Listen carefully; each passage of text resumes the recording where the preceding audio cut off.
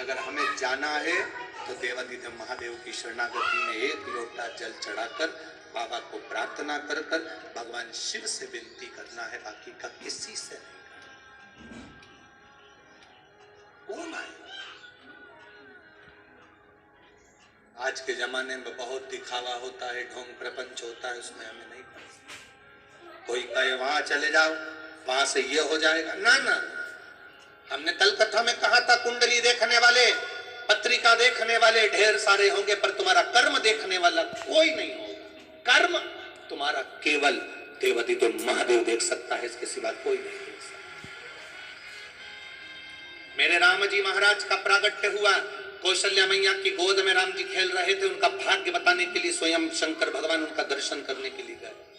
आप लोगों ने कथा सुनी होगी रामचरितमानस में, शंकर जी कौशल्या जी के यहाँ दशरथ जी के महल के बाहर जाते हैं।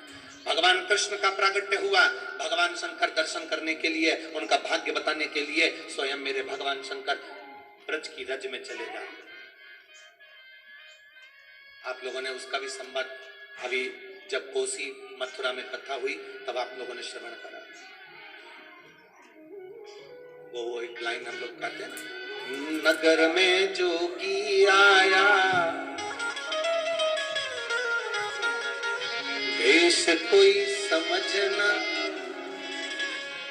सबसे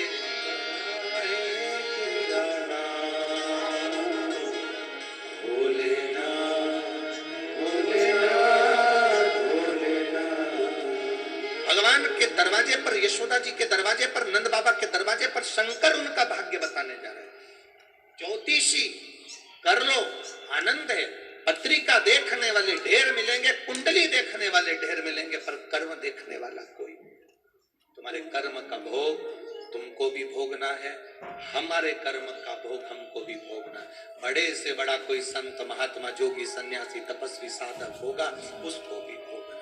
रामकृष्ण परमहंस जी तो देवी जी के उपासक थे, स्वामी विवेकानंद जी के गुरु थे, उनके भी कैंसर हो गया था। स्वामी विवेकानंद जी ने रामकृष्ण परमहंस जी से कहा, आप माता रानी के भक्त हो, कहो ना माता रानी से आपका दुख काट दे, कैंसर जैसी बीमारी आपको हो गई, रोग मिटा दे।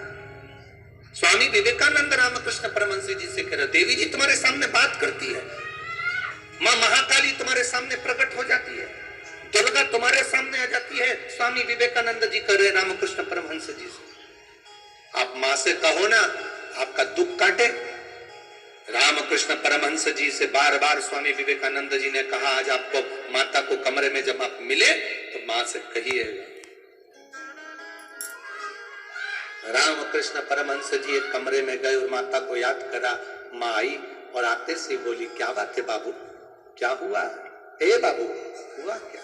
रामकृष्ण परमहंस जी ने कहा, माँ स्वामी विवेकानंद कह रहा है कि मेरे शरीर में जो रोग है वो आप काट दीजिए। माँ शारदा ने कहा, रामकृष्ण ला मैं तेरा ये रोग मिटा देती हूँ। रामकृष्ण कहते हैं, नहीं माँ,